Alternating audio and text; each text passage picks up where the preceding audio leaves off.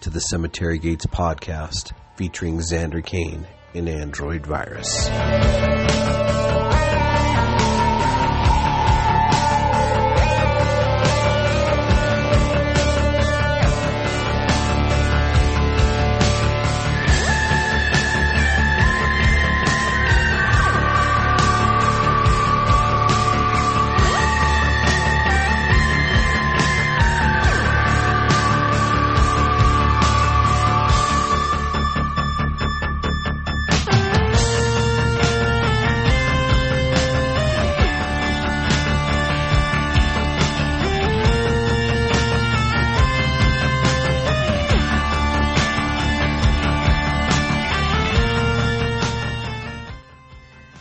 Welcome back to Cemetery Gates podcast. I am the virus, the android, the Aaron, joined by my illustrious co-host, Mr. Xander Kane. How are you, sir? Hey, I'm good. That's me talking before I was spoken to. How disrespectful of me. Oh, you motherfucker. Here I go again. Already on my bullshit. Here you go again on your own. Yeah, man. That's it, bro. We watched some movies tonight, but let's these are going to be fun. I think so. I don't know. I'm going to save the best. I want to save the best for last. Alrighty. Whatever you want. I think it's up for debate which one's the better one, so... I know. So I think we may be at odds on one of them. Yeah. So what have you been watching, sir? I did manage to get to the theater to see Talk to Me, the new A24 flick, where the kids kind of hold a seance with the. It's I'm sure everybody that's listening has seen the trailer, but it's got a little hand, and they do a little seance thing, and they invite spirits into their body, and then they, gotta escape out after 90 seconds, but obviously shit goes awry. Definitely a slow starter, but once it gets going really good, I think. I think some gatekeeping folks will hate on it just because that's what they want to do, because these are kids, and they basically kind of they get off on doing this. It's like an adrenaline rush for them when they go in and out of kind of this little state of mind that they get in when they're not I guess they're hypnotized in a way when the spirit comes in, but they get a rush out of it, so they keep doing it over and over and over, and they treat it like a fucking game, and then it's not a fucking game anymore. So I liked how they did that, and there's some cool shit in it. I thought it was a damn good time. I would say go see it in the theater. There you go. Faux show. It's not. I will say it's not don't expect. The other A24 films are a little bit different. The horror films. This doesn't have that kind of. It's just different than those. It doesn't have this off the wall kind of what moments in it, like Midsommar and all that other shit. So it's not like a true A24 horror film that we're used to, but it's still damn solid. So yeah, I'd check it out, dude. It sounds fun. But why would the gatekeepers hate it? Because they think the kids are just acting over the top stupid, and how they get obsessed. I just see guys getting pissed about it. Oh, it's so fucking dumb. I'm this is no fucking dumber than Friday the 13th. Shut up. They're just going to get mad about how the kids act, but they're fucking kids. It's not super woke or anything like that, but it's just kids being fucking kids, and it's relevant to the time and what kids do now. You know what I mean? So. Yeah, I'm kind of I have to be in the right mood. Do you know what I mean? To watch, I guess, movies with kids in it. I know some movies, depending on how they play off, and some aren't they're hit or miss for me. But if the gatekeepers, like you said, I don't know, man. Fuck, just watch it. And if you don't fucking like it, then fucking okay. Yeah. Don't fucking bitch about it. You know. Yeah. I'm the same about my music. I'm look, I don't care what you like. It may not be for me, but I don't give a shit what you like. It's the same with the movies. Did we mention on the last show that I did watch Smile finally? Yeah. Yeah, we mentioned that one. Okay, good. My wife and I have been kind of watching a lot of true crime stuff, and I know we have a horror podcast where we watch like just movies, but we have been watching a lot of true crime shit, and that's been kind of fucking with me lately. I don't know if we've ever delved into true crime stuff, and I don't want to. I know we're pretty schlocky, but I did follow this one case where I was like really fucking obsessed with it. And to the point where I woke up in the middle of the night and it really fucked with me. And I haven't had – and the only reason why I'm mentioning this is because I haven't had anything really fuck with me in a long time like that. Right. It's like wake me up in the middle of the night and kind of be like, where's my wife? Hold me close. Oh, come back. Yeah, it was pretty fucked up. But funny enough, though, man. Speaking of a first-time watch, and we're on that funny joke, that long-standing joke. I have never seen Friday the 13th Part 5, right? Which I still never seen. Right. But I actually fucking finally got to see Return of the Living Dead 3 in its entirety. Oh yeah, in its entirety. Finally, I liked it so much. I got a Night of the Living Dead 3 shirt. Yeah, they just did Cavity Colors release those? Or? Yeah, I got the Cavity Colors one. They know they're based out of Atlanta, right? Oh, no way. Yeah, Aaron. Oh, shit. Hold on, my phone's ringing. God damn it. No, it's this chick, Stephanie. Sorry. It's one of my girlfriends. My wife, my wife knows about it. It's okay. I'm always getting hit up. I'm always getting hit up on the socials from women. You know how it is. I'm just a fucking late night horror host from Albuquerque, New Mexico. They call them my groupies. You're just in demand. Mona calls them I forget what she said a funny name. Anyways, I regress. Yeah, I liked it a lot, but I didn't know Cavity Colors was based out of Atlanta. Yeah, I've met Aaron and his I guess wife now several times at conventions and stuff. They're super nice. Yeah, I like their products, man. Absolutely. And all his stuff, all his stuff is licensed too. So you pay, it's like Fright Rags. You pay a little more, but people are getting paid, getting the proper, Yeah, it's funny. I'm finding out a lot about licensing these days, doing what I do, and I'm finding out about who's really cool in that genre and who's not, and who's like money hungry motherfuckers. Yeah. And I'll just put it to you this way: Robert Hiltzig, who owns the Sleepaway Camp movies, is so fucking cool. When we screened the movie twice, we screened it at the Guild Cinema, and then we screened it at the Morgan Crypt Horror Fest. Yeah. He didn't want no money. He said, as a matter of fact, let 6 people in for free. He just likes people to enjoy it, I guess. That's cool. Yeah, I was like, that's really cool. And then when we fucking wanted to do Demons, from Italy, they're like, $800 to screen it. Yeah. I'm like, fuck that shit. And then when we did Alucarda, they're like, give us $50. That's all awesome. right. Thanks. Give us $50, but that's hilarious. Yeah, so we've been kind of on the true crime tip, and I have been completely horrified by that lately, which I'm glad we watched the movies we did to lighten it up, So as always, right? We just kind of send shit to each other. Correct. We did the same. My first one was accidentally a thriller, but it was good. I finished it. Oh, well, I'm glad you. I would have watched it. Yeah, it just wasn't. It was just a straight thriller. It wasn't nothing crazy, but it was good though. Wasn't anything that. No, I can talk about it real quick if you want me to. Yeah, go for it, bro. So it's Hostile Takeover is the film, and what was it? 74? Or no, 88. Sorry, 88, and it starred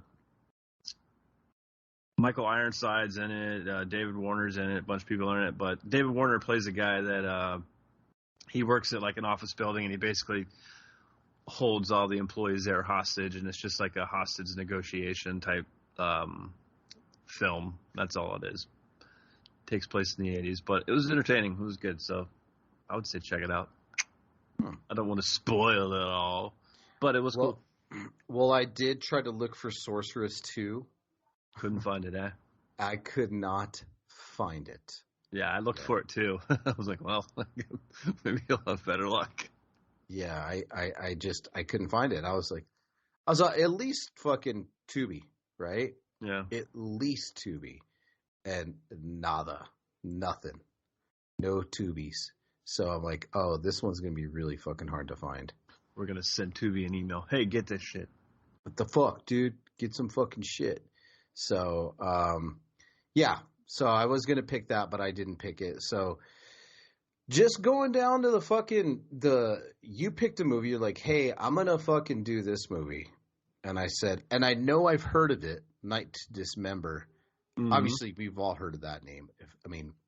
If you're involved with the horror genre, we are. I know we've both heard of it.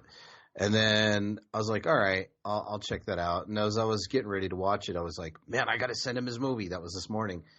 And I'm just fucking going through like some free YouTube channels that kind of provide like made for TV horror from the 70s, which I don't feel bad not paying for because, you know, a lot of these movies were put on free TV anyways, right? Yeah, they were paid by advertisements years ago. Yeah, years ago. So I said, this was an ABC movie of the week, the one that I picked, and I'm going to leave it up to you, bro. Which one do you want to review first? I say we go straight into A Night to Dismember because I'm ready. Ah, Lord. Good Lord. Well, listen, if we can find a trailer, there is a trailer, right? Because I saw it on YouTube. The YouTubes? Okay. Yeah, YouTube has the trailer. Okay. So we're going to go ahead and play that trailer right now. We'll be right back.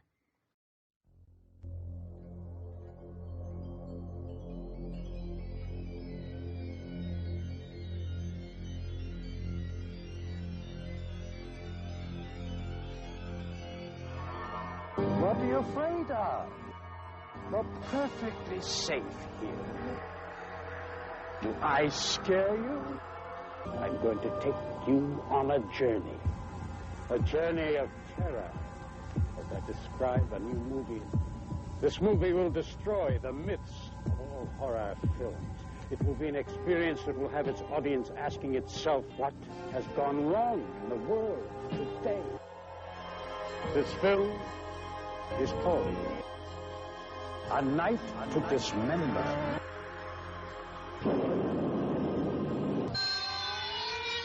I hate them. I hate them. I wish they were dead. From the cellar of the grave to the attic of the haunted, A Night to Dismember will stun and startle even those with the strongest will, who have no belief in the supernatural.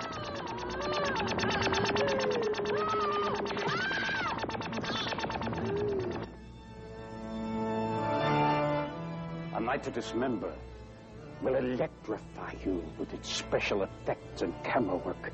Its moments of raw psychological terror will have you quaking in your seat.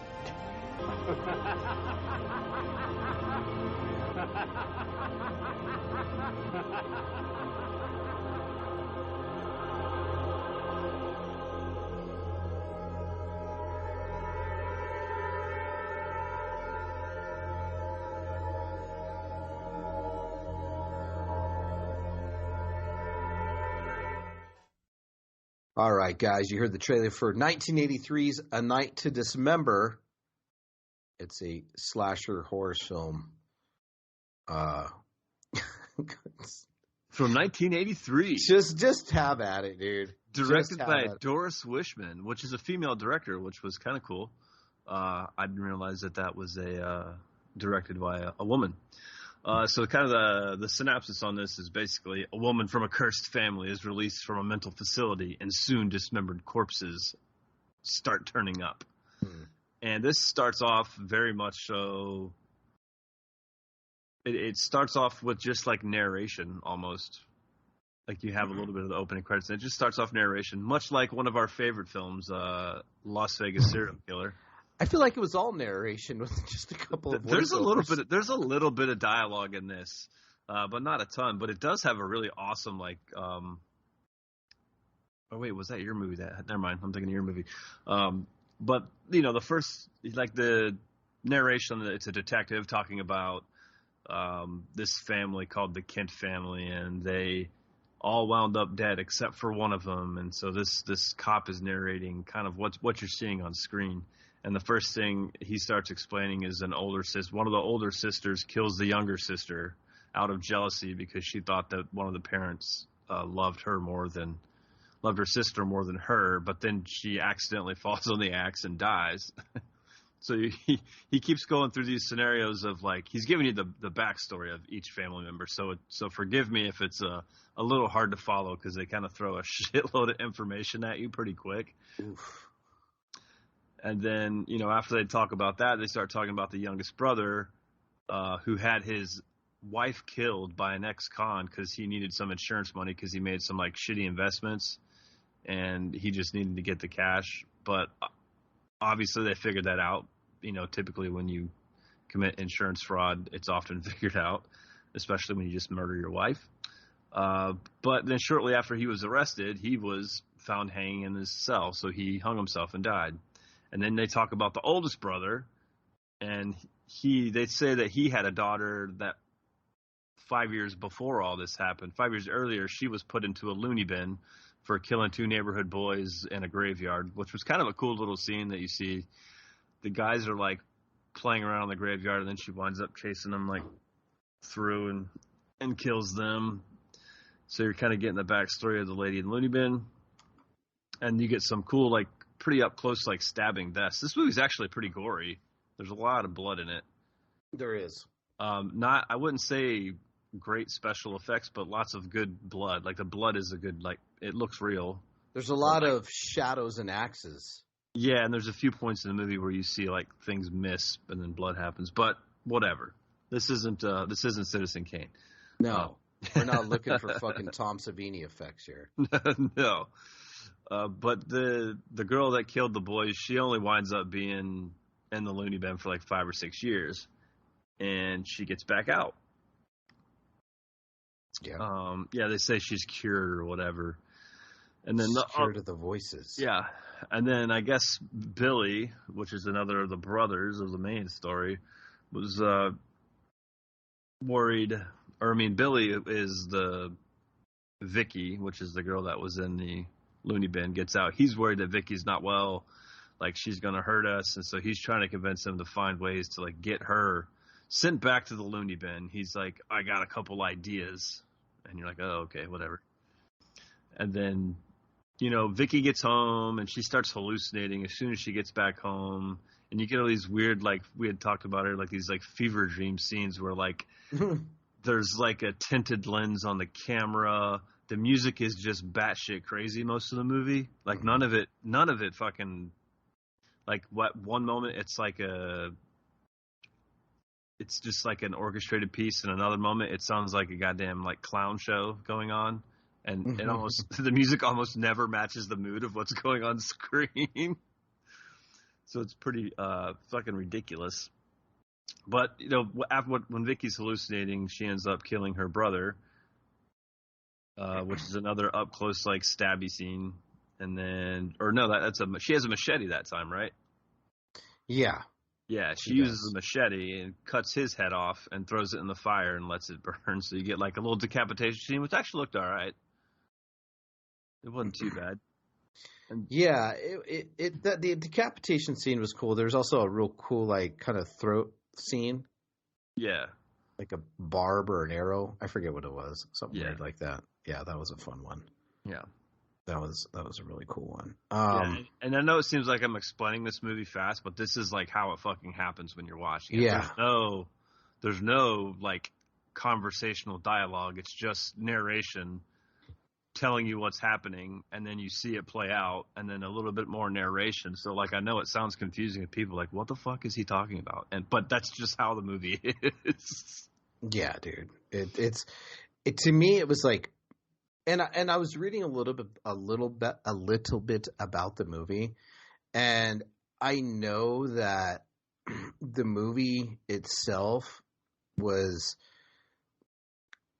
there was some shit that happened to the movie. I guess there was some shit was damaged in a fire, from what I understand. So she kind of had to piece it together the best she could. Yeah. So there was an original video of the cut film previously. They thought it was lost, and they discovered it in the possession of some cinematographer, and they uploaded it on YouTube. That, I don't know. It's an entirely different plot from what had been seen originally.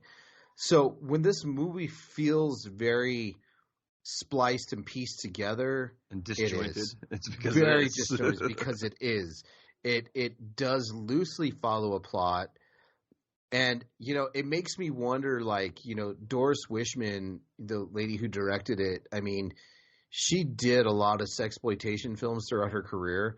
And, even in the 50s up to their mid-60s, she did, those, stag film, nudist films, you know what I mean? Yeah. And then, a lot of sexploitation. And she did a couple of pornos. And the reason why I say that is because it literally feels like some of the sound was lost from the movie. And they just went and did whatever voiceovers they could. There's literally people talking in the movie, and music's just playing in the background, and there's nothing come out of their voices. There's people having conversations. But the reason why I get into the porno part about it is because when somebody's dying in the movie, it totally seems like somebody splices in it's like, is that a porno? What the fuck is going on? So I'm not, so I really feel like maybe she took some stuff from other stuff. I don't know. But it's wild. There's a lot of boobs, right Absolutely. away. A lot of boobs. It starts out as the guy who's narrating the movie, right? Whoever he is, the detective who's narrating the movie, it literally starts out like a Dragnet episode, if I'm aging myself. Yeah, it does feel like it. On October 4th, 1985, blah, blah, blah, blah, blah. And this is blah, blah, blah, blah, blah. And that's throughout the movie. Then you have some everything's just kind of told visually. It's very fucking weird, dude. Yeah. Now, I know I was texting you and I was a quarter of the way through this and I said, hey man, this might top the Las Vegas serial killer. It might. But as I got through it, I learned to appreciate it. Yeah. For sure. Yeah.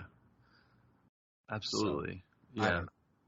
No, I think it does. I think it comes together in the end for sure. But, the next few scenes we get are an aunt and uncle come into play and they get some axes to the head. You get a cool heart getting cut out. Yeah, that was cool. Of a chest. And then there's then you have this really weird scene that comes up after the axe scene where Vicky's outside and she's kind of hallucinating again, having these weird visions, and everything's spinning, she's dizzy or something, and then something all of a sudden comes up out of the water and it's a zombie. And you're what the fuck? Where did this come from? Yeah. But you come to find out that's actually one of the pranks that Billy, her brother, is pulling on her to make her seem crazy. So this was one of his ideas from earlier in the film that they kind of drop on that. And so he chases her through the woods, and then she escapes, and then his girlfriend has some weird fever sex dream that's a long, weird scene with, a red filter, a blue filter on the camera. It's turned upside down. It's all artsy fartsy sex scenes through there. It's very strange. Yeah, then it is very erotic and kind of sexual. And the next, the violent stabbing we get after that, it all kind of blends to this erotic, just weirdness. And there's another, I guess when that stabbing happens, it's almost like a masturbatory death scene with the white sheets and blood. They're just showing off the blood over and over and over, and just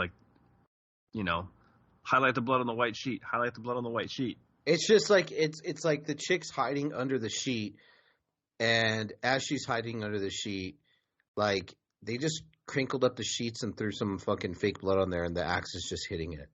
Yeah, it's just weird. But I don't know if that's just to make it seem like, because you're under the impression that the girl is like kind of losing her mind. Yeah. So, well, already lost her mind. But like all this kind of plays out, and Mary, which is Vicky, is the one from the loony bin, and Mary is Billy's wife, girlfriend, or whatever. Mary starts having some psychedelic scenes too, where she's like has to decide. Like wait, is it? No, what the fuck is that? Hold on.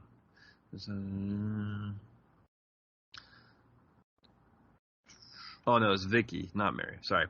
So Vicky like has another fever dream thingy, and she starts seeing like all the demons of everyone that's dead. And you get like a cool montage scene of all the kind of blood and carnage throughout the movie.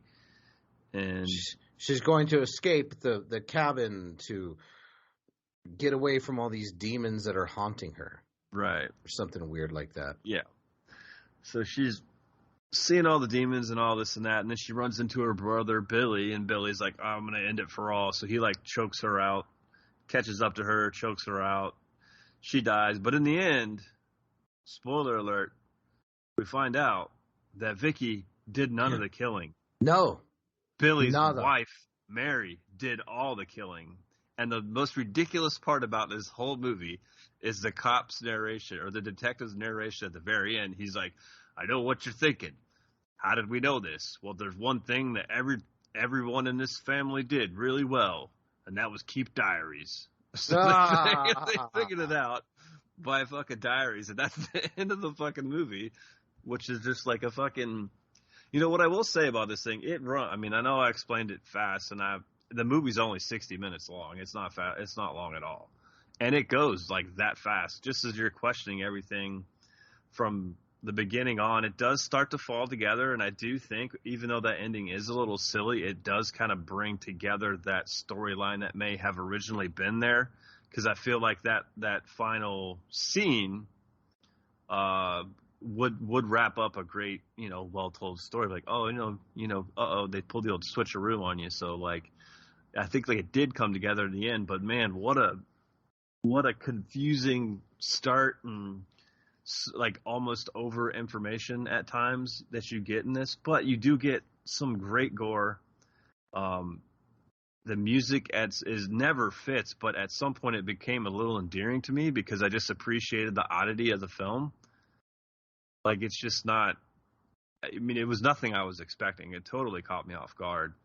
But it is definitely, I think it's a pretty solid movie, actually. If you like weird shit. For what it is, do you know what I mean? Yeah. Totally for what it is. Yeah, it's not fucking The Conjuring or any other high-end Hollywood film, but I think there's some cool shit in here, and what could have been a pretty fucking cool movie if we'd actually gotten everything that was intended. So, but yeah.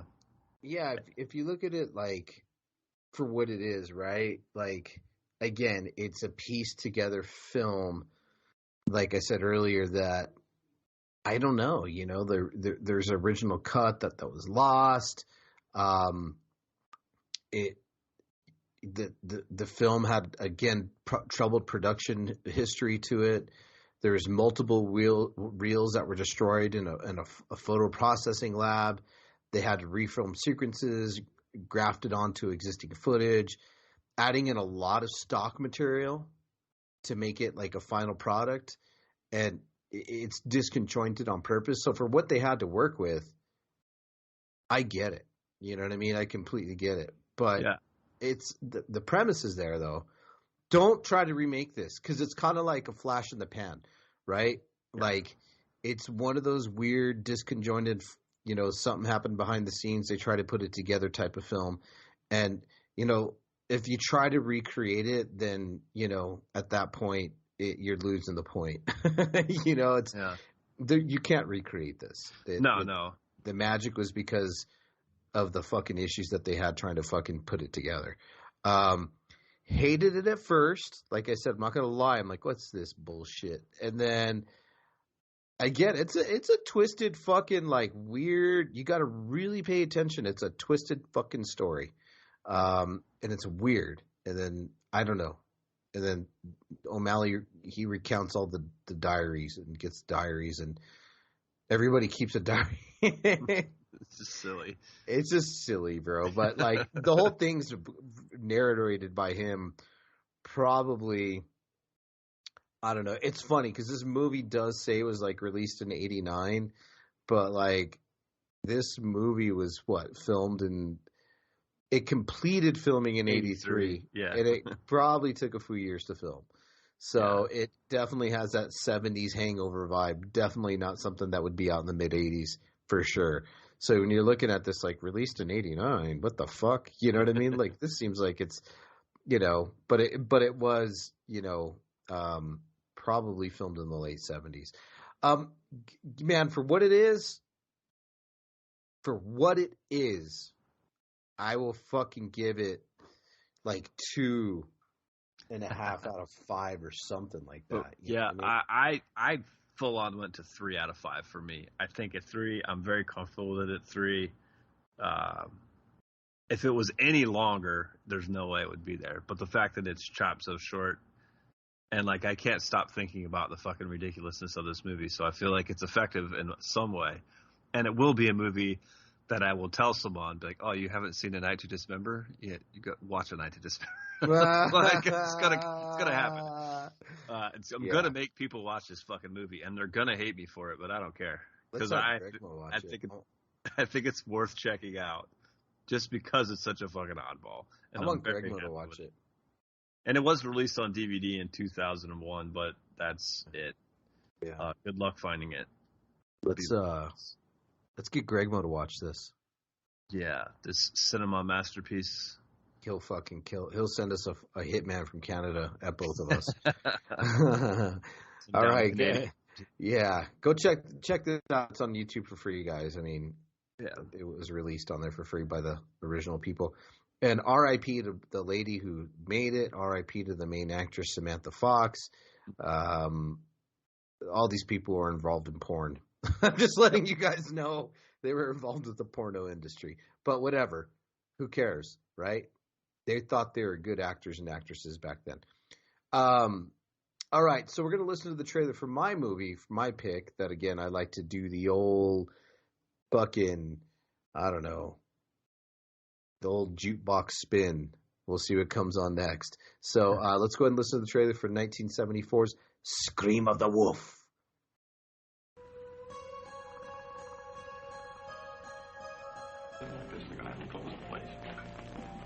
Jammed here Friday night.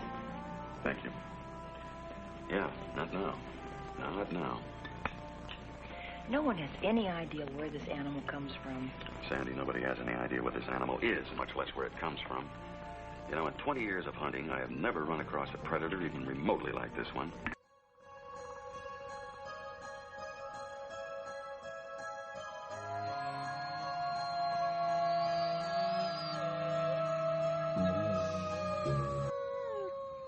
All right, guys. So that was the trailer for Scream of the Wolf from 1974. This was a made-for-television horror thriller film.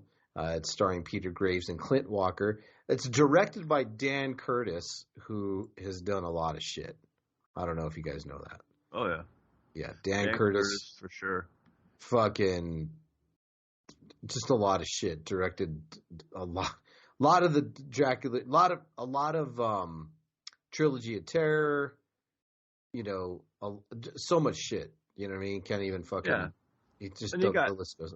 Yeah, between him and Peter Graves, you got guys that have been in been involved in a shitload of movies. Right.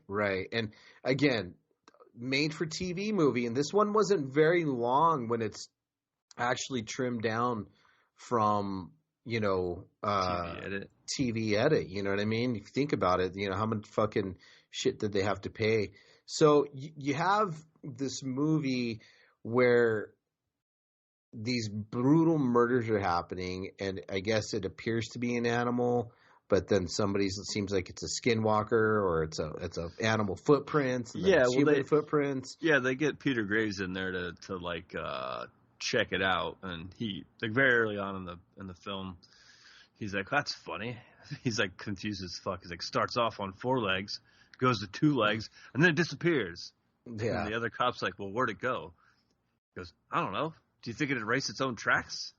Well, the sheriff's asking him to do this because he's like a local adventure writer, and he's also a former hunter. But he's like, hey, this is a guy that don't knows anything about anything. Right. So I'll track animals. So yeah, I'll agree to do this, and that they appear to be a wolf. And then it changes into like a 2-legged animal, and then it just leaves off with no scent. So he asks his buddy, who's a big game hunter, right, and for help, but he's like, nah, I'm not going to do it. And Clint is his name. Yeah, Clint Walker, who's like constantly like I don't know. He's always got like he's a fucking asshole. Like from the beginning, yeah. He just is. But he's like that. He's that tall, kind of smoldering alpha male that's a hunter. Yeah, he just seems like an asshole. And like you're like, these 2 guys. In what world were these 2 guys actually friends? Like, they seem more like acquaintances, not friends. Yeah. So he's like, nah, I don't want to do it. And he's like, I just don't want. And he feels like a fear of killing animals, and he doesn't want to do it. And he thinks that killing animals, I don't know. It's a trip. He's just he fucks with. You could tell he kind of fucks with Peter Graves a little bit in the movie. Something weird's going on between them. Yeah, I felt like there was a little bit of there's some sort of backstory that we never actually got in the film, or a little bit deeper of a backstory that we never got out of this film. They did get into a little bit of like they both had previously gone on a hunt where they battled like a vicious wolf that had bitten.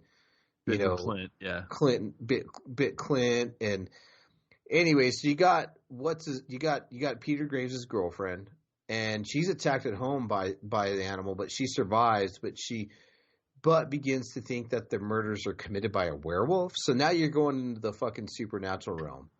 But this belief goes all the way to the rest of the people in the town, and I don't know. She believes that what's his name's the killer.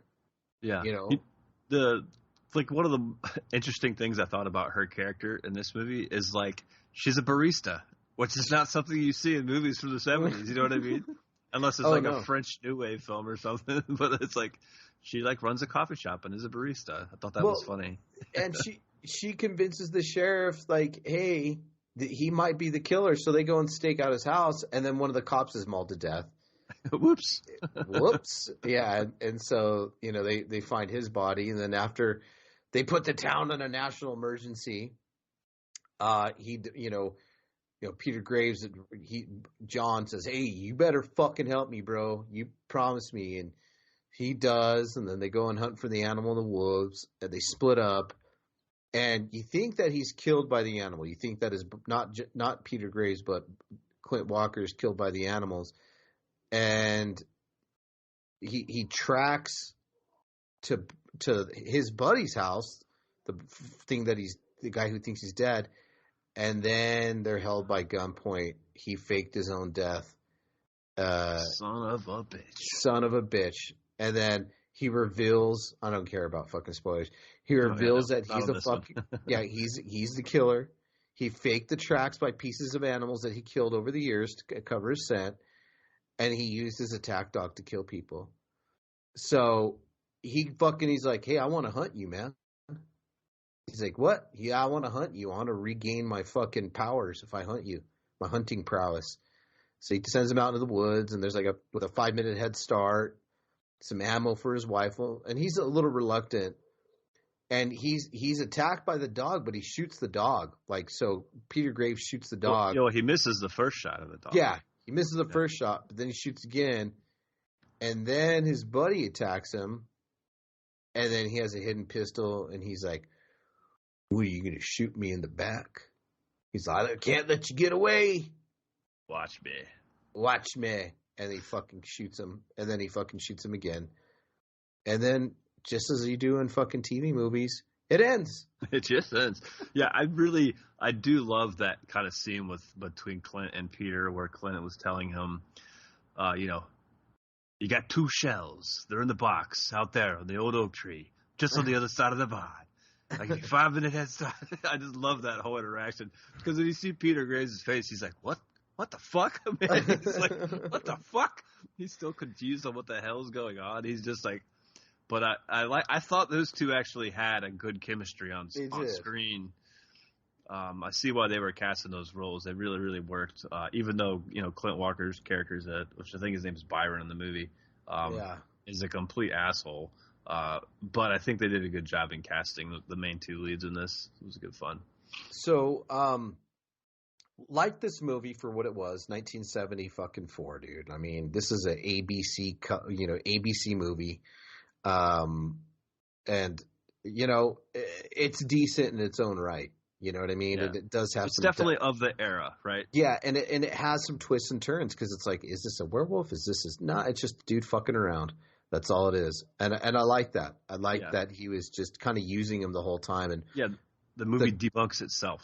Yeah, it was great. So it gets a solid 3 out of 5 for me, for what it was. And both of our movies had that 70s grainy feel and horrible fucking lighting. Oh God, yes. The even on the Scream of the Wolf on Tubi had weird like flares up on the screen constantly. Yeah. I saw it was on YouTube. I went over there, tried to watch on YouTube, and it was even worse. I was like, good God. I guess we'll go back to the Tubi version. But like you said, man, this is to me it's a 3 out of 5 as well. And the reason I stick with that was much to shadow what you said is like this was above average made for TV movie from the 70s, and nothing spectacular about it. So a 3 for me, I think is right on the money for it. And I would watch it again actually because like I said, I do like the interaction between Clint and I think Peter it's great on screen. It's available on DVD, but it's also public domain. Remember that. Yeah, but it's on Tubi and YouTube and so you find it everywhere. But pretty cool little flick. I would definitely watch it again. I think. Good picks tonight, sir. Yeah. Little fucking shaky on yours at first, but it fucking worked itself out. I love the contrast of you had the made-for-TV movie, and I had the one that was directed by and had many people from the adult film industry. and directed by a chick who directed fucking nudist films in the 50s. Yeah. So and then we're all over the place on this one, but hey, that's all good. There you have it. Well, we're gonna dip, man. I got company here. Yeah, so. And also we got to talk about episode 100, I guess. Oh, let's put something together good. We'll come up with something we'll fun. Figure something, which I think will be 3 away from this one. So we're gonna get it, bro. It'll be before October, maybe. It will be. We're gonna get some people together for this bitch. All right, or we'll have to. You know what? We could bang out some quick shows to get there, though. So we'll be fine. We will. Yeah. All right, guys. Thanks for listening. We will catch you up on the flip maybe in a couple weeks. Yeah, absolutely. Good night, bitches. You've been listening to the Cemetery Gates podcast, featuring Android Virus and Xander Kane. Follow us on Twitter @AndroidVirus, @Xander_Kane, and @CemeteryGates66.